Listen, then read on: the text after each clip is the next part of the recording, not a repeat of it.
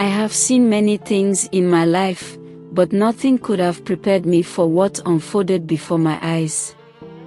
The deception, the heartbreak, the unexpected love, it all felt like something out of a Nollywood film, but it was real. Very real. My name is Chioma, and this is the story of my best friend, Ifunanya, and how fate played a game none of us saw coming. Ifunanya had everything: beauty, brains, and wealth. At 30, she had built an empire in Abuja, running a successful tech company that put her among the top businesswomen in Nigeria. She lived in one of the most luxurious estates, drove the latest cars, and had the respect of many. Yet, despite all her success, there was one thing missing in her life: love. She wasn't one to complain, but I could tell it bothered her. Her mother had died years ago, and before she passed, she had a close friend, Mama Neka, who had promised to look after Ifunanya like her own daughter. Mama Neka was a woman of her word.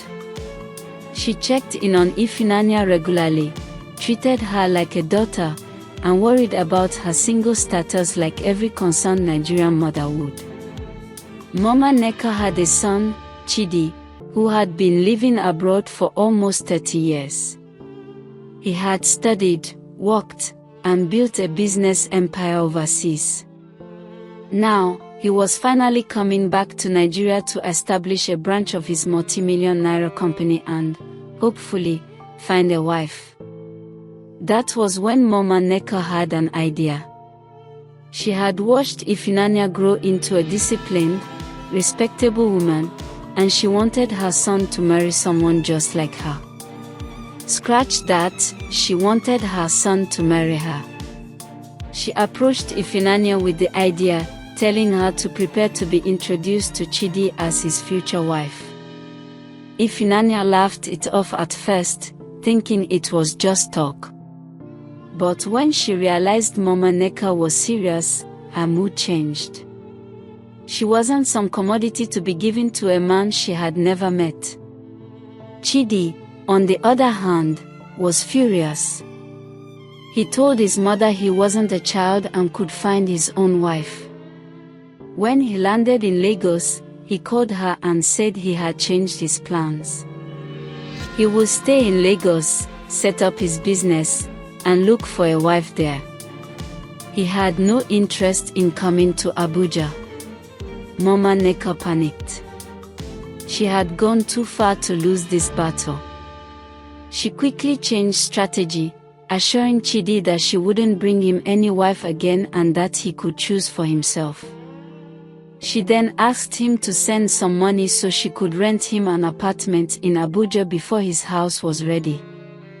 He sent the money.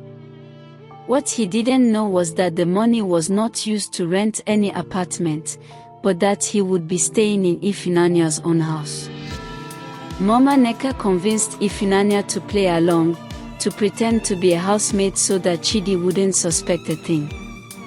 Ifunanya resisted at first, but out of respect for the woman who had been like a mother to her, she agreed. She moved out of her master bedroom, packed her designer clothes into one of the smaller rooms, and took on the role of a humble housemaid.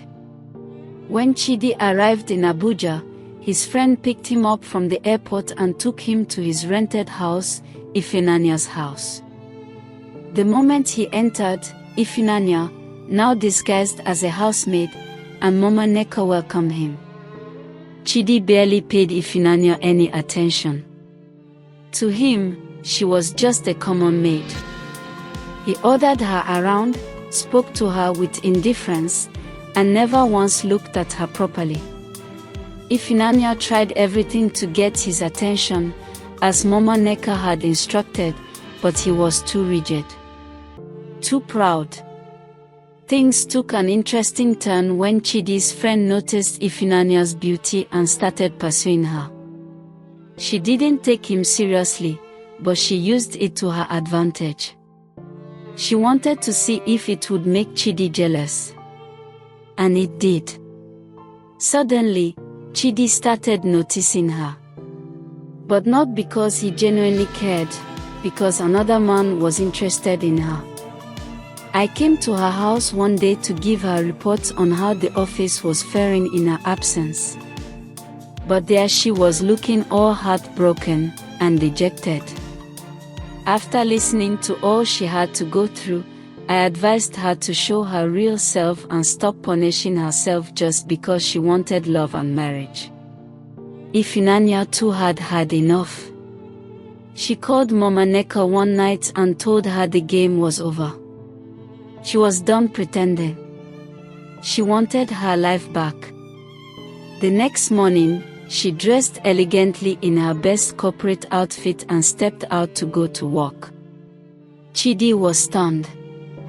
He asked her where she was going.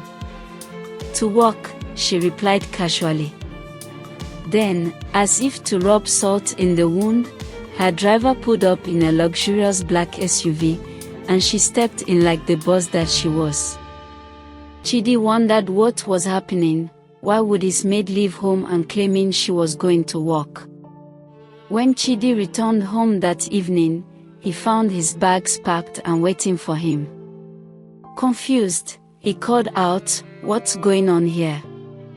Ifunanya, coming down the stairs, simply said, "I want you to leave my house."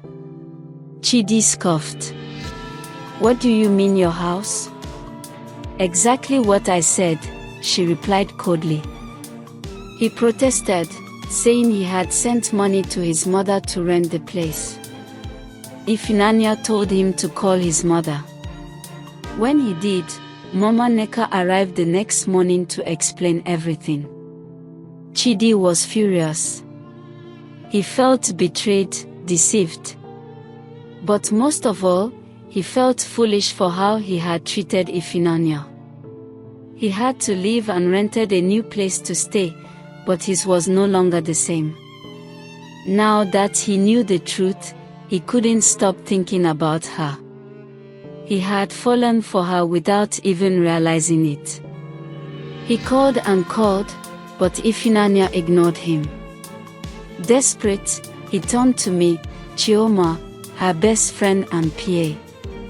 I listened as he apologized, as he explained how much he regretted his actions. I tried to reason with Ifunanya, reminding her that she had also lied to him first. She hesitated. She wasn't sure she could trust him. Then I opened the door. "He was here all along," I said. She looked at him. "You?"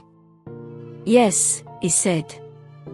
I wanted to apologize in person. There was silence. Then she sighed.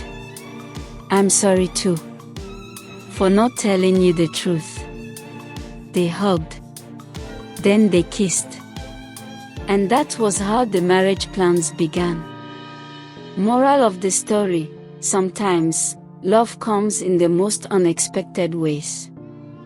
Deception is never the answer, but fate has a funny way of working things out. If you enjoyed this story, please like, share, and comment below. What do you think about arranged marriages? Would you ever agree to one? Don't forget to subscribe for more amazing African folktales.